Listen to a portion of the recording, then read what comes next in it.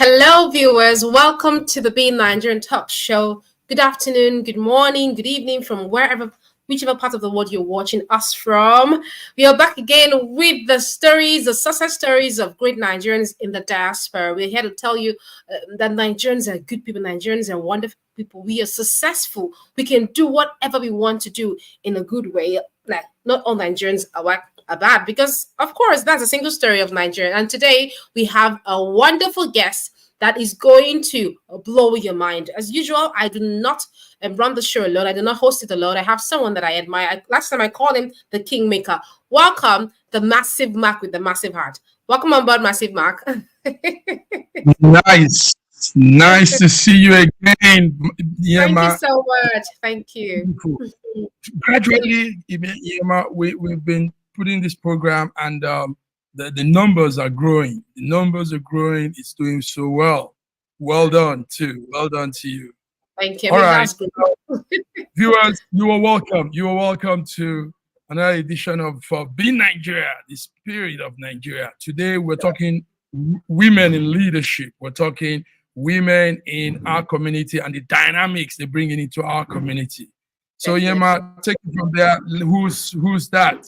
But before we do that, let's take this short break.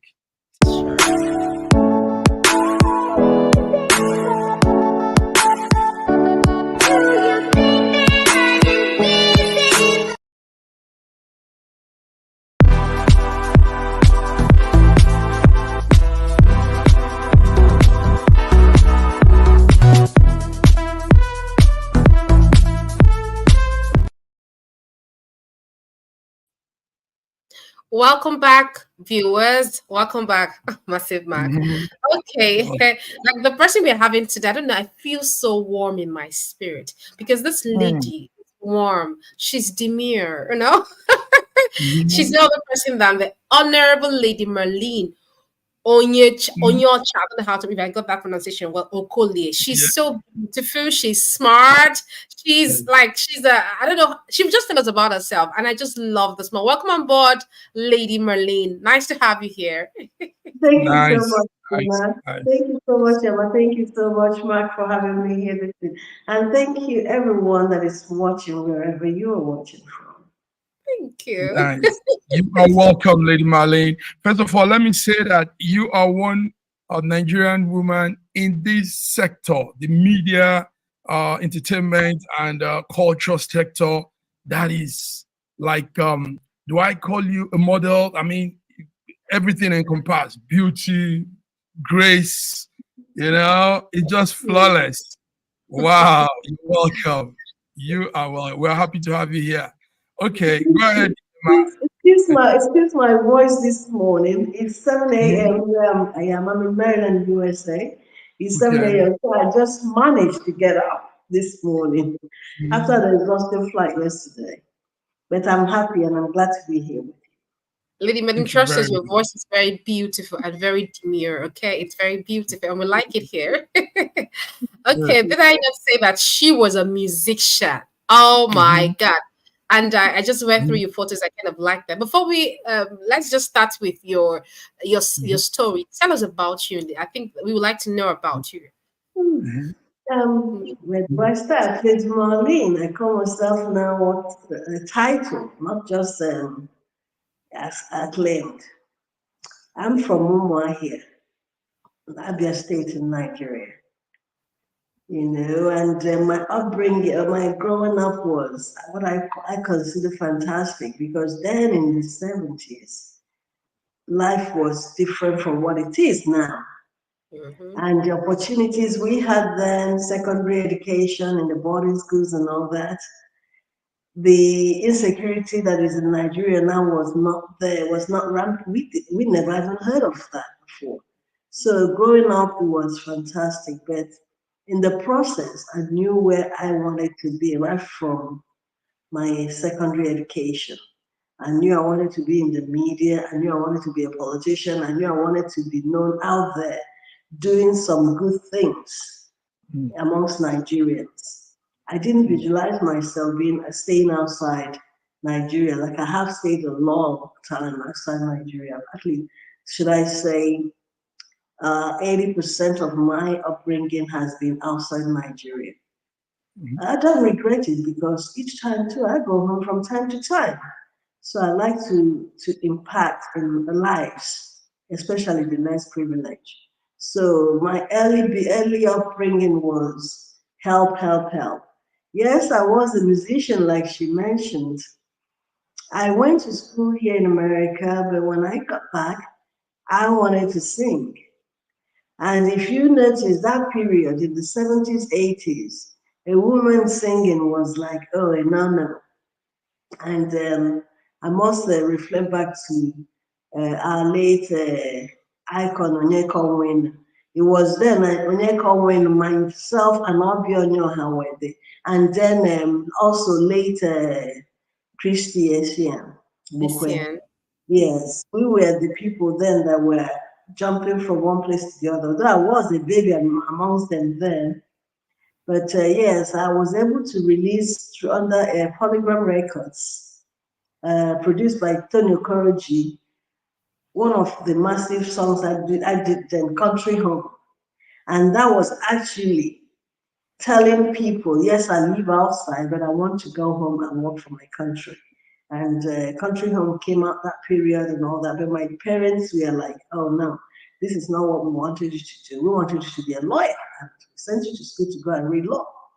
But I was just focusing on entertainment and media. And that's how I become what I am now.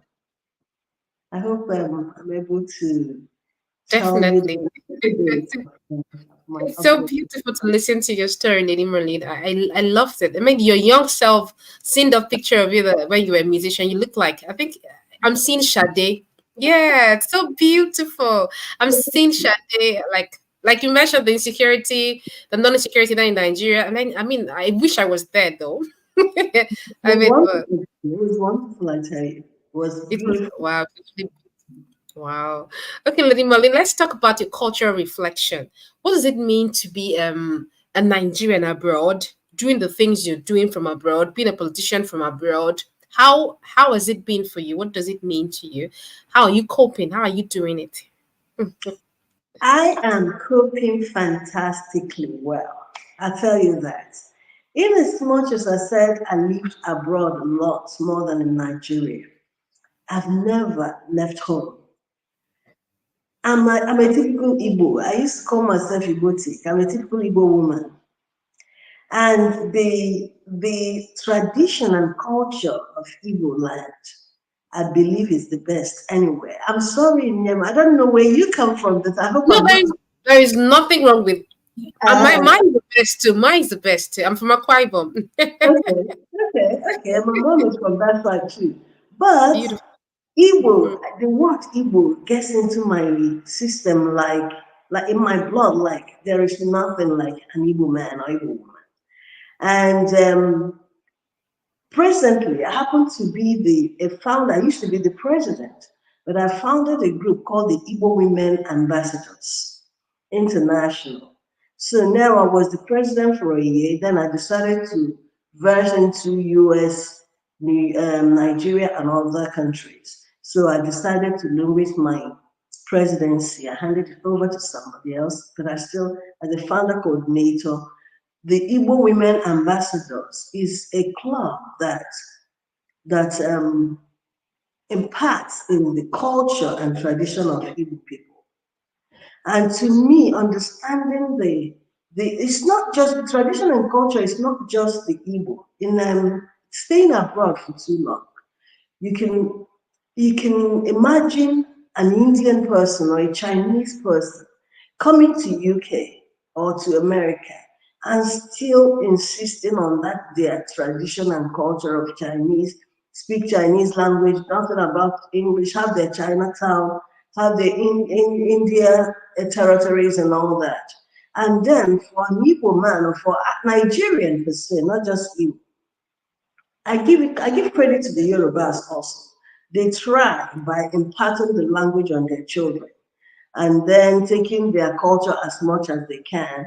But then an Igbo man, as far as I'm concerned, as an Igbo woman, we have a lot to do. There's a lot for us to do to to diverse, to let other people also know about our culture, teach our culture, not just to our people, but to other people, other communities. I live in a Jewish community. When we're doing so many things, and I just enter. I pretend sometimes like I don't understand English. If you're talking to me in English, I'll be speaking in my Igbo language, and I'll tell you, listen, this is who I am. And I'm always dressed, I try to dress traditionally, to not to show off, but to impart my culture to the society. And then let people embrace, understand that sometimes education, Western education, changes the narrative of who we are. What you hear about people is not, but what you show them or what you impart in them is what they will take with them and accept you as who you are. So to me, tradition and culture is one of the things that should not leave us. In as much as we're anywhere in the world, let's also remember where we're coming from. And I'm always carrying that burden. I know where I'm coming from, and I know where I'm going, and I know where my children are going as Igbos. Nice, nice. Lady Marlene, it's nice hearing you say all of this. Now let's come a little to what you do as a media person. You've given us the political side of you. Nice. You run the media. You've been in the media entertainment sector in the Nigerian community in Diaspora for some time now. And what are those challenges? How do you cope with being a foreigner in a foreign land, doing this kind of thing, trying to put out media presentations and all that? How do you cope? I could say thank you to social network. I could say thank you to COVID wasn't a good thing, but COVID impacted lives into most of the media, especially media. It gave us an opportunity to be in our comfort of our own homes and say whatever and present whatever we have. Like now, you're presenting this through StreamYard. I didn't know about StreamYard, and I think it was actually that same COVID period that StreamYard was enforced. Because before then, I had a studio in somewhere in London where I was broadcast. I started in radio. I've been in media for a long time now. From the early, should I say, the mid 80s, I was in FRCN in Nigeria. Okay. When I came to UK, I joined a radio station. They call Urban Jazz Radio. I was presenting there, but it was only political shows I was doing there. So, but then I decided to deviate from there to get into TV. But for me to get into TV, I ran a studio with them. I have a business partner, Spencer, and we launched Private Television 7 years ago. So Private TV was where we had a studio. People could come, had interviews, have other entertainment. We had children programs. We had charitable programs. I had a show I was anchoring. I was anchoring 2 shows. Straight Talk, which is a political show, and Golden Port, which is a kind of empowering charity show. So I was, we were doing that until COVID hit 2019, 2020. We decided, okay, we see what we can do. That 2020, we didn't quite do anything, but from 2021, we decided to go stream through StreamYard. And ever since, how do we do it? StreamYard gets along. You will understand. You would agree with me. It can read verse, especially if you have a good network. And Private TV happens to have a massive network through Facebook and other media outlets and outfits. So we will broadcast these are shows, and we have people that host shows through Private TV.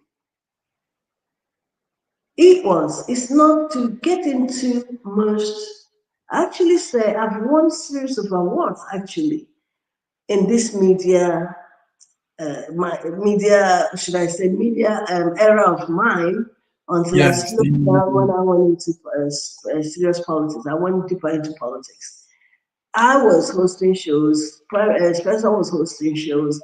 We have other anchors like Femi Oke hosting shows in Prime View. So we have different kind of programs that go through, and then the subject matters of the topics we handle is what reaches the community.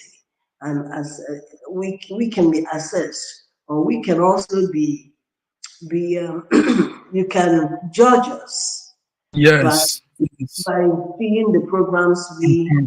or let That's me use good. the word credit us by seeing the programs we present in a prime view. So we Thank you come up very much. with We're with you. All you're saying, take note, Lady Marlene, you're like a pathfinder. You set up something that has never been done, and mostly with your gender, the female gender. People like Yema could look at you and, say, we are proud being Nigeria. We'll come back. Let's take a small break. We'll be back with you. Viewers, you are listening to, no other program could be watching on a beautiful Saturday like this. And we're here with our lady Marlene, an icon, a legendary lady that have done a lot and doing more in our community in Nigeria and the diaspora. So let's come back on the other end. Thank you. Thank you.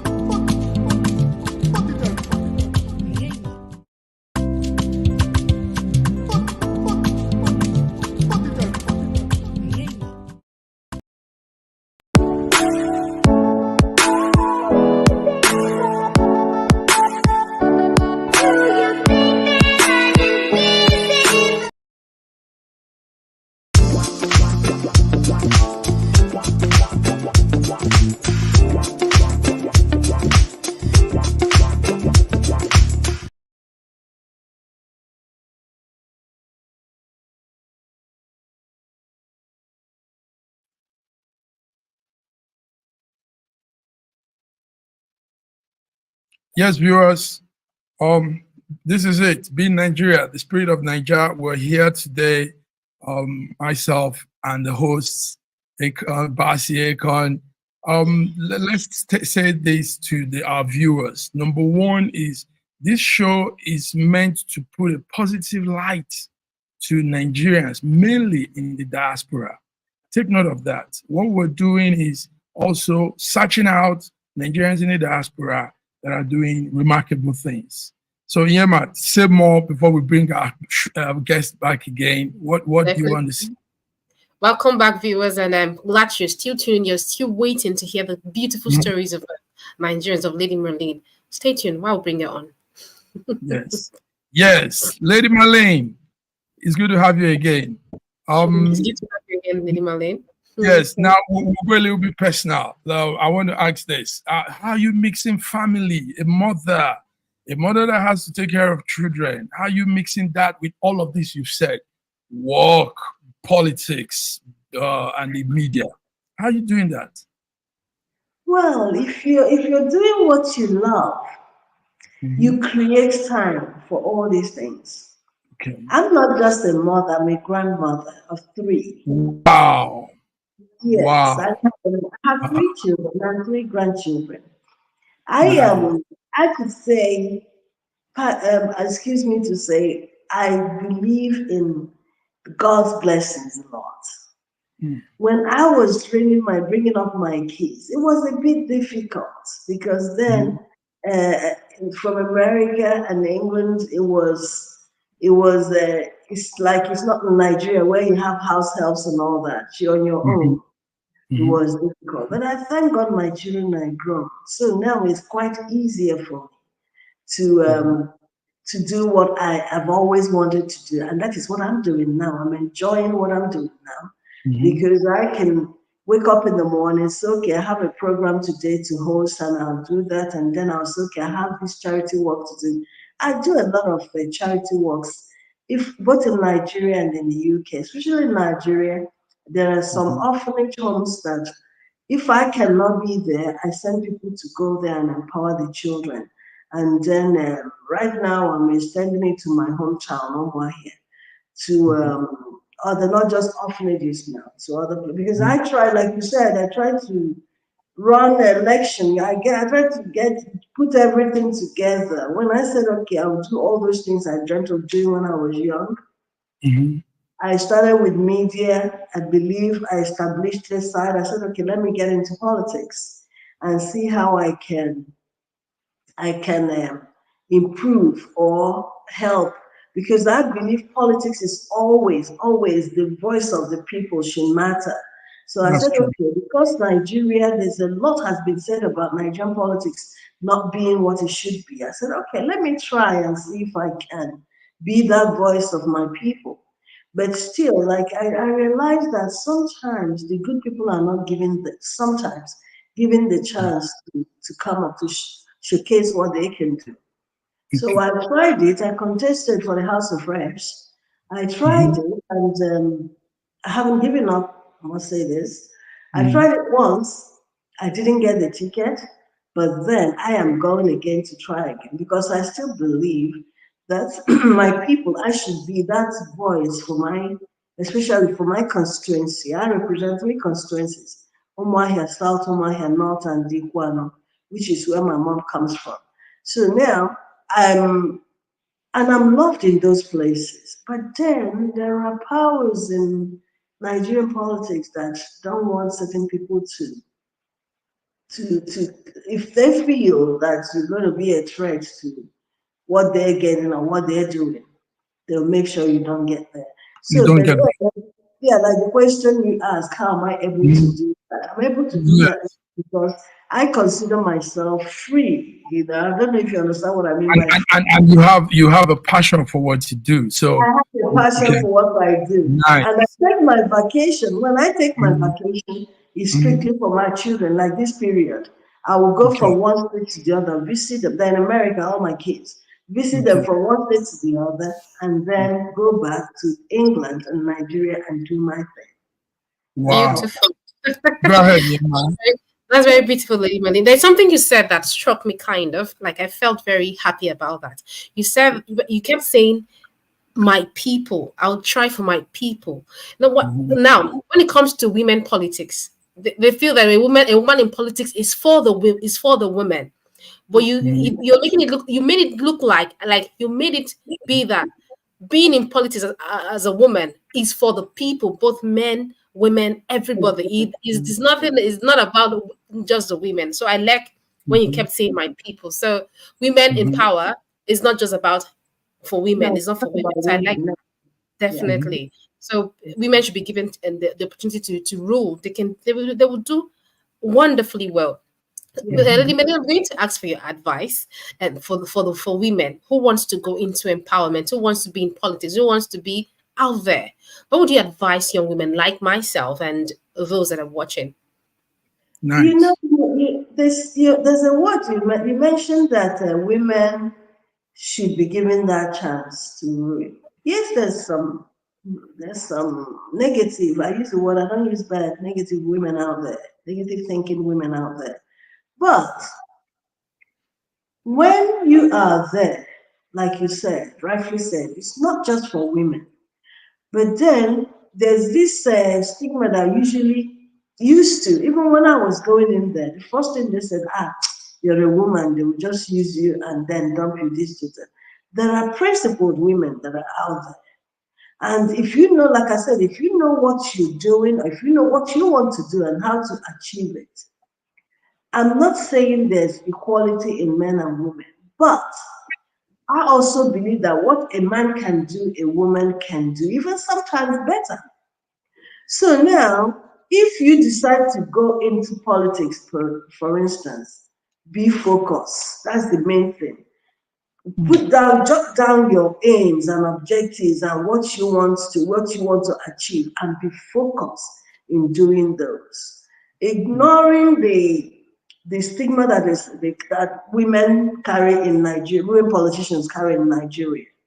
And coming from outside, in my own, coming from a diaspora, right, myself, they all, the first thing I got is this one that just came in, what does she know? But what they're forgetting is that the world is smaller now. Wherever you are, you can, there's nothing going on in Nigeria as we speak that I don't know about, or any other part of the world, because of the social media and yes, Yeah. network. So Yeah. now there's nothing what you can do when you're outside, you can do it when you're inside. And there's nothing as good as imparting to your locality what you get from outside. If there are certain things they're doing in Nigeria, you feel that has to be changed and all that, you get a good one, or not they taking the bad from UK or Europe to Nigeria. No. If there are good things you think you can impart from outside to into the Nigeria, give them the chance. Give us, let's give, especially the youths like you now. Sorry calling you youth, but yeah, you are a Oh, youth of to course me. I am. Young Yeah. women, the young women that wants to get into politics, be focused. That's the main thing. Know what you want, be focused, and put your stamp down. Nothing will stop you. What they can do, you can do. As long as you don't emulate the bad ones, the corrupt ones, the ones that Nice. will go, and especially we got this disgrace with the let me not quote because we're not sure yet what happened with the past minister of the humanitarian affairs. She's a Yeah. young, better, Yes. a very young woman. She's a close friend of mine that we actually expected to do better than. And I saw future in her political career. But what happened, we don't know. So, but whatever happened, if it's fact, don't follow that footstep. Stamp Yeah. down on what is right and go there and get what you want to achieve. And there is doors, open doors for young politicians, especially women. There are doors open there waiting for them to come. There are doors open. Nice. Listen, we can take all our time to listen to you. More and Definitely. more insightful words coming out from you. Nice. I have one last question though. Then I'll take it back to you, Lady Marlene. Yes. You've done pretty well. All of this. Now I noticed one of the things I noticed is you going back to your village, setting up skill acquisition centers, training centers. That's beautiful. How has it been doing that? Is it making any headway? It is making a lot of headways. What I first did was before the campaign, I went in. My grandfather was the king of the place, and he had what we call Obu. Obu is like the first entrance before the palace. Yes. And when I got there, the whole place was messy. But the clay building was still holding the whole thing. I just said, oh no, this is beautiful. We have to revisit this place and fix it the way it should be. But then there are also youths that are hanging out. You know, in Igbo land, I must say this, Igbo land is not what it used to be anymore. There are a lot of, how do I put it now? They're not hoodlums. They're young adults. They were brainwashed negatively. And this is destroying Igbo land. They sit at home, they do that, the hand kidnapping and all that. It's simply the fact that there is nothing for them to do. So when you have an idea of one or two things you can impact, let's say bring in maybe build a, like you said, acquisition center, empower 10 people to do shoes, 10 people to learn clothing, 10 people to learn hair, 10 people to learn electronic things and all that. If you can be able to do that, if you do 5 things, you're bringing out 50 people out of that deprived community. So that's what I thought about. I said, okay, let me start that and see what will happen. I tell you, it is fantastic. It is doing so well. And there are other things I actually intend to take back home too, not just the acquisition center. I have an NGO in Nigeria called the Center for Prevention of exploitation of women and children. So what I'm intending to do now is to build the center. It's been there, it's been functional since 2017, but I was affiliating with the military, helping IDPs outside Igbo land. So what I want to do now, especially in the north, so what I want to do now is build a center by God's grace, build a center, have not just women, youths are not just girls, the young adults, boys, girls, and all that. Build a center. In that center, have them. This will be strictly educational. They will study, do until they get to the level of being independent and doing whatever they want to do. And and I must say, most of these things I've been doing, I've not asked for any funding. I do it on my own. I also had a show, I didn't mention this, I had a show I called Anti Sabi. Anti Sabi is a live show that I used to do every Saturday that empowers, it's a bit in English show, Anti Sabi. Is I empower youths, young adults and youths. It used to be 10,000, 5 people every week.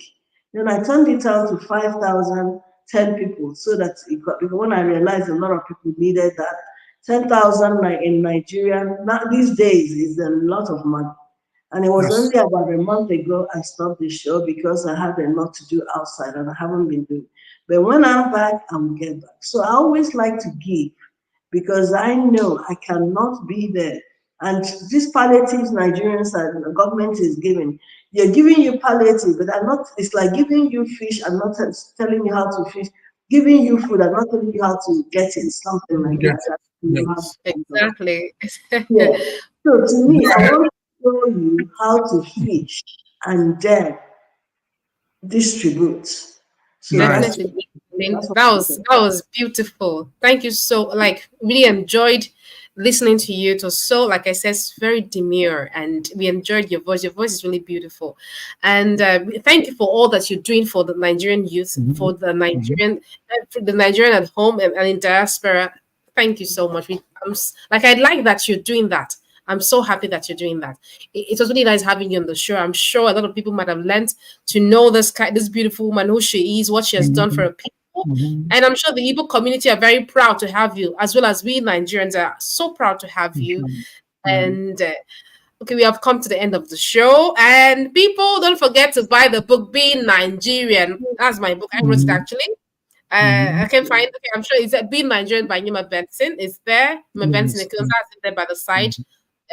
So please buy, read, let's share the spirit of Nigeria. Let's talk about that Nigerians are good people. We are successful people. We can do a lot of beautiful things. And don't forget to subscribe to my YouTube channel. And we will see you next time. Have a very lovely, lovely day. Goodbye. Okay, bye-bye.